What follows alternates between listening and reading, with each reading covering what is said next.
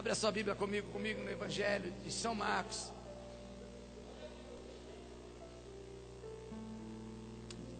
Senhores bispos e pastores, se porventura ficar difícil para vocês, presbíteros, evangelistas, para vocês verem e vocês sentirem desejo de quererem ficar ali embaixo para poder acompanhar, se der para vocês verem, amém. Se não, pode ficar à vontade para que vocês possam ver bem, em nome do Senhor Jesus.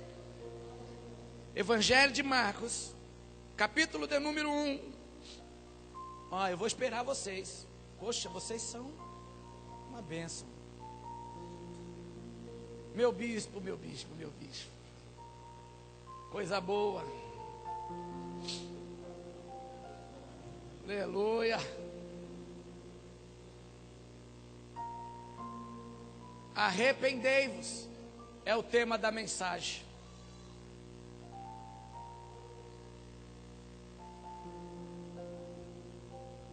Marcos 1, versículo 14 e 15. Amém? Diz assim: e depois que João foi entregue à prisão, veio Jesus para a Galiléia, pregando o evangelho do reino de Deus e dizendo: o tempo está cumprido, o reino de Deus está próximo, arrependei-vos e crede no evangelho. Amém? No 3, todos juntos. 1, 2, 3.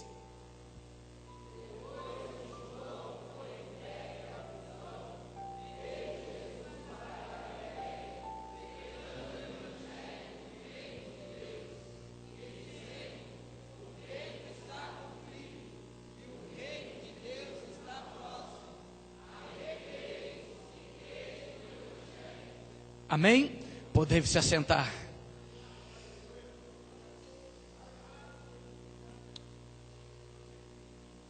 Todos nós temos experimentado um mover de Deus nesses últimos dias. E Deus tem nos chamado um pouco mais ainda à responsabilidade. Obra da reconstrução, eu vou dizer outra vez, é uma grande verdade no nosso meio. É uma grande verdade na vida de cada um de nós. E, na verdade, eu estava para pregar quarta-feira uma mensagem. Eu sentei no altar e Deus começou a falar comigo de algumas coisas que Ele já vinha falando. Eu anotei alguns tópicos para poder depois concluir. Hoje Deus me fez ficar paralisado. Marquei hora com Deus hoje. Falei: Deus, depois das 4h30 eu não faço mais nada. Deu 4h20, eu saí daqui e subi para minha casa. A bispa pegou o carro, foi fazer as coisas que precisava, e eu fiquei para poder estar terminando, repassando, para poder falar sobre esta palavra: arrependei-vos. Arrependei de destratar o irmão. Arrependei de pedir falso perdão. Arrependei de falsa aliança, de falso pacto, de falsa comunhão. Arrependei-vos. Porque o final dessa mensagem vai mostrar o lugar dos santos, mas no meio dela vai mostrar o lugar dos rebeldes.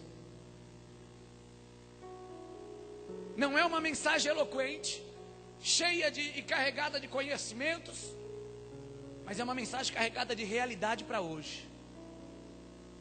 Uma mensagem carregada de realização da parte de Deus para as nossas vidas, para que nós possamos entender. A Bíblia diz que João veio preparando o caminho. Diga comigo: João preparou o caminho.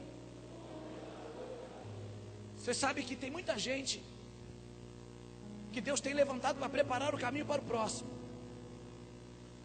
Pode ir à vontade, bispo, depois eu mando uma cópia para você.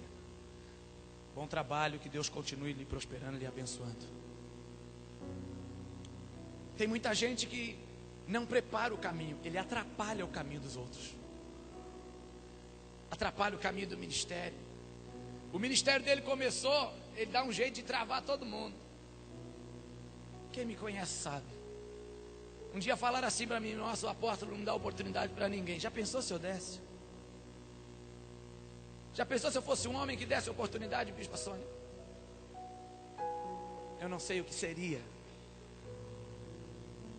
E a Bíblia diz que, por conta da fidelidade, João foi entregue para desaparecer do cenário, para o ministério de Jesus entrar em evidência. E Jesus não mudou o sermão. Ele continuou pregando o que João pregava: arrependei-vos. E o interessante é que o meu e o seu Jesus disse: eu não vim abolir nada, eu vim cumprir.